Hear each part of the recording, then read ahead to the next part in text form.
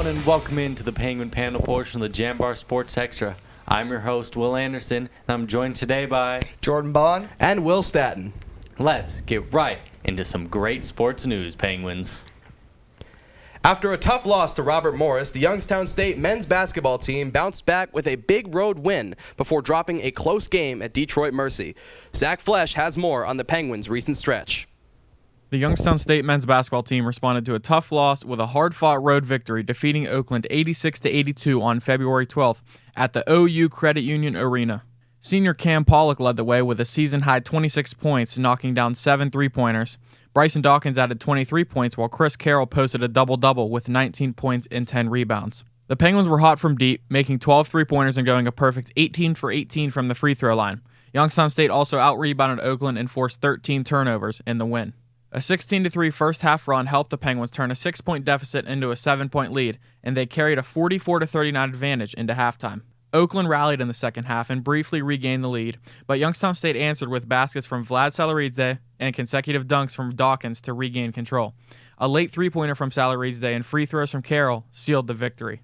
Following the win, head coach Ethan Faulkner was pleased with his team's offensive success. On the offensive end of the floor against Oakland, I thought we were excellent, really executed. 23 assists on 28 made baskets, so really sharing the ball. We had some great individual performances in that game. 3 days later, the Penguins faced Detroit Mercy and dropped a closely contested 76-70 decision. Junior Tay Blackshear led Youngstown State with a career-high 22 points on perfect shooting, while Dawkins added 20 points of his own. Detroit Mercy controlled the glass and forced 12 turnovers, taking a 37-27 lead into halftime. Youngstown State cut the deficit late, but the Titans closed the game at the free throw line. Alrighty. Now that we've seen that, what do you guys think about the men's basketball team so far? Well, I want to mention, it wasn't obviously mentioned in that package, but February 18th, the Penguins were able to score their most points in a Horizon League game ever when they took down Cleveland State 106-82. Wow. Lots of players got some good scoring there. Vlad Salaridze had a season-best 24 points, and then just all around, just a great performance from the Penguins. I mean, we've had some amazing players. I mean, Cam Polak with a season-high 26 points. Even Bryson Dawkins and Chris Carroll, they've still been going crazy. I mean, who else have you seen that's been carrying this team? Who else have I seen? So here's a little trip inside to how Anchor works. My notes is Tay Blackshear.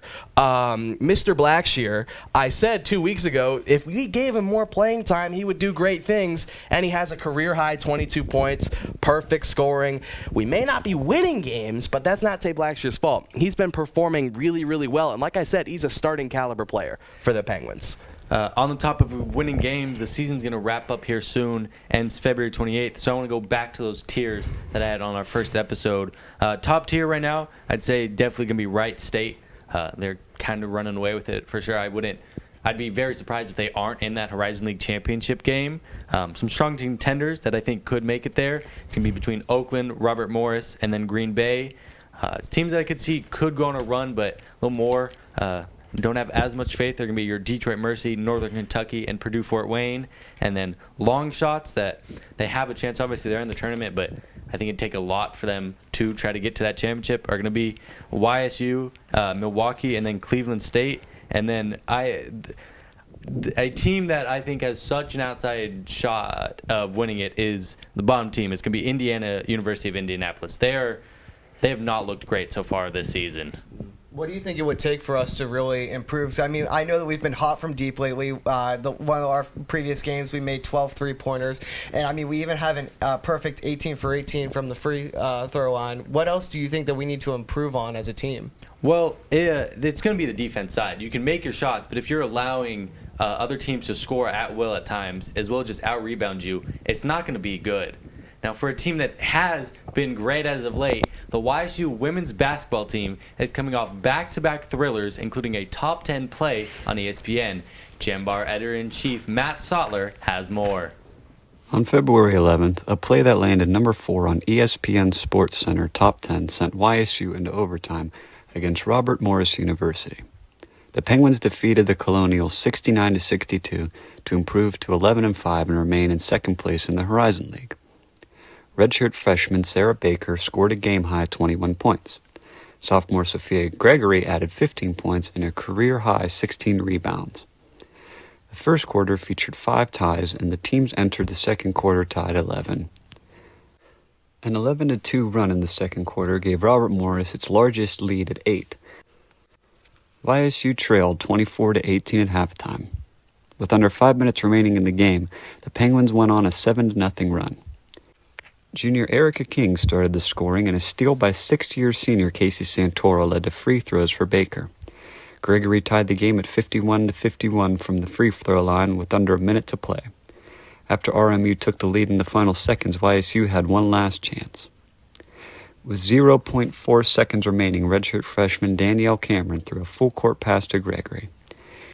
Gregory caught and scored the basket before her feet touched the floor.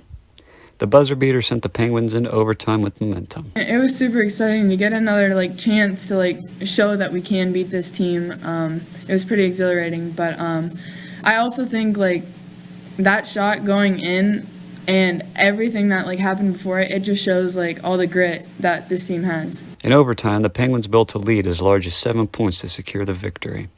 The team began its 3-game road trip on February 15th against Indiana University, Indianapolis. YSU picked up the program's first win at IU Indy in 8 meetings.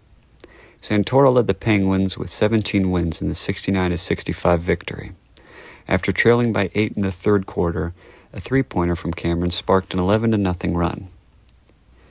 In the final 4 minutes, junior Paulina Hernandez scored 7 points, including a 3-point play to give YSU the lead.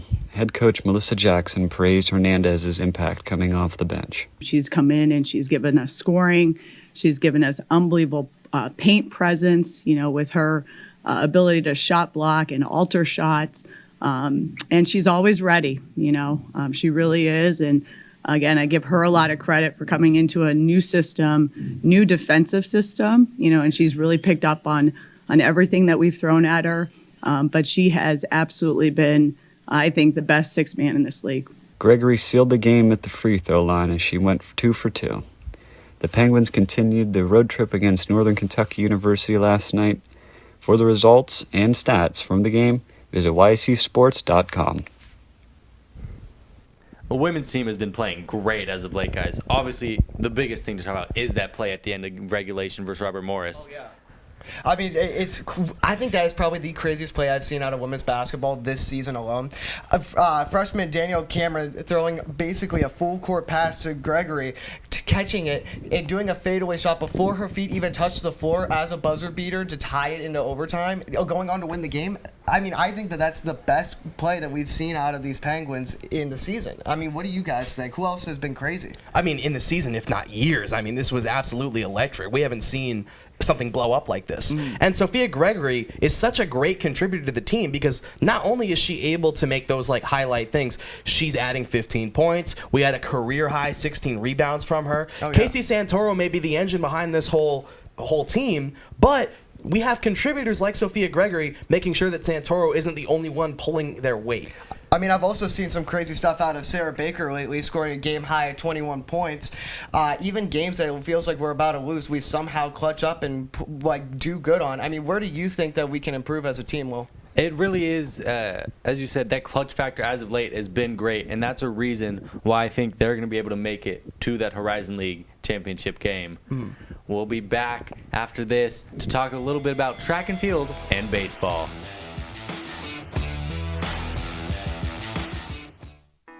We know you hear it all the time. Why Youngstown State University? Why go to a school in the Mahoning Valley of northeastern Ohio? Surprisingly beautiful as that may be. Why live on a campus that sits on the edge of the Rust Belt? Historic and inspiring as that may be. In short, why choose Youngstown State? Here's why. Because when it comes to engineering, medicine, sports, business, and the skills you need to take your place in the future, we take a back seat to nobody because you can afford us. And we will afford you the opportunity to build the future you want and the life you desire. Why Youngstown State? Because we care about you, your success, and our future. Together. Youngstown State University. Now you know why. Welcome back, Penguins. Let's run right into these next stories. The YSU track team competed in 2 meets over the last 2 weeks with record-level performances from Patrick Burgos and Connor Shingleton. The Penguins competed at David Henry Valentine Invitational in Boston while simultaneously hosting the Last Chance Invitational at the Watson and Tressel training site on February 13th. Junior Patrick Burgos made history as his overall time in the 3,000-meter run moved into 4th place in the program's history, and junior Connor Shingleton also made his mark with a mile time of 4:06.93. He now has the 4th fastest mile in YSU program history. At the Last Chance Invitational, the 6 Penguins claimed first place finishes, with junior Micah Mitchell winning the 60-meter hurdles, senior Brandon Hutcherson finishing in 4th place. In the 800-meter run, Trenton Shutters took home another win, and sophomore Josh Jones followed suit with a win in the 3,000-meter run. On the Penguins women's side, they had 3 of the 4 top spots in the 3,000-meter run, with junior McKinley Fielding winning and sophomore Megan Strafford and Willen Casares finishing 3rd and 4th. Junior Lee Perham added to the wins with a first-place finish in the 60-meter hurdles. And for the final event, the women's 4x400-meter relay team defeated the University of Akron for the win. Youngstown State University returns home at the Watts for the Horizon League Championship on February 28th. I mean, guys, we've seen some amazing wins out of both the men's and the women's team. A lot of program history getting shattered here. Where do you think our biggest strong suits have been? Well, it's been really all around, and that's how it's been for years now. Coming back for the Horizon League Indoor Championship, men's are looking to win their 11th straight title, and I think with these performances they've had of late, they've ramped up as the season's gone on, and that's how you win the championship. Mm-hmm. I mean, we've seen 2, I'm pretty sure, 2 male history records being broken just in these 2 meets alone, the 3,000 meter and the 4th fastest mile in program history. I think that we genuinely have an amazing chance at doing great this season. Do you think that we can really ramp this up? We're going to win. Honestly, we're going to win. I mean, when you're coming out here, and I may not be all that familiar with track and field, but 6 first-place finishes pretty good. Micah Mitchell, 60-meter hurdles, win. 800-meter run, Trenton Shutters, win. Win. Program history. We are doing great things for track and field. It is almost guaranteed you're going to see great things out of a program that's performing like this. And that's just the men's. McKinney Fielding and Leah Parham also winning are crazy for the Penguins right now. And now let's go from running around the track to running the bases. The Youngstown State University baseball team opened up their season last week with a 3-game series against Auburn University. Leading up to the opening game, head coach Trevor Sharpie expressed his excitement to start the season against Auburn. YSU fell to 0-3 after the Tigers completed the sweep in a doubleheader on February 14th. Left fielder Brady Shannon homered in Game 1 before the Penguins fell 1-2. In the second game, shortstop Garrett Cutting hit an RBI double where Shannon scored before again losing 1-2. In the third game, designated hitter Alex Jang hit an RBI single where Nick Goodwin scored, and left fielder Cryan Humphreys scored on a wild pitch before the game ended early by rule at the end of the 7th inning with a final score of 2-17. The Penguins then traveled to Eugene, Oregon to face the Oregon Ducks for a 4-game series that started February 19th. All right, everybody, baseball. Who are some players that have caught your eye in these first 3 games? I mean, you mentioned him, Garrett Cutting. He's been great for the team. But also, I just want to mention, the Penguins came out hot. They played one of the top teams in the NCAA in Auburn. And they obviously fell in all 3 games, but the first 2 they lost by 1 run each. That's got to give you some momentum and some hope going into this season. I mean, I don't know too much about baseball. From what I'm hearing from these stats, I definitely feel like what you're saying is true. We definitely have a great chance, especially at the very start of the season. If we're able to keep up this momentum, I feel like it'll be no problem for us to get into some kind of a championship here with this. And I absolutely trust our current #1 pitcher, right-handed pitcher senior Jack Messmore, who just came into Youngstown State after transferring from New Mexico.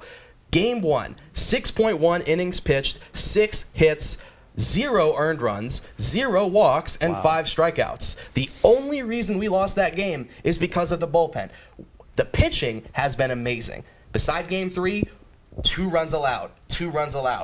And going up against number 9 Auburn, those losses are very nice losses. Mm-hmm. You obviously never want to take no team ever wants to say they're moral victories. But those first 2 games are definitely some moral victories for the Penguins. As you mentioned, pitching is a big thing. And once you get later on in the season and into that like Horizon League Championship tournament, pitching wins you games for sure. That's going to be all we have for you today, Penguins.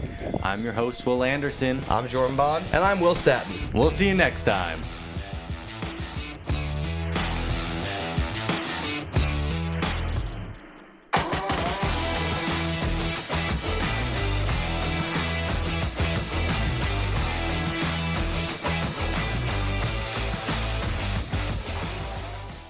Support for Jambar TV is provided in part by the YSU Foundation and the Jane F. Lamb Charitable Foundation. Thank you.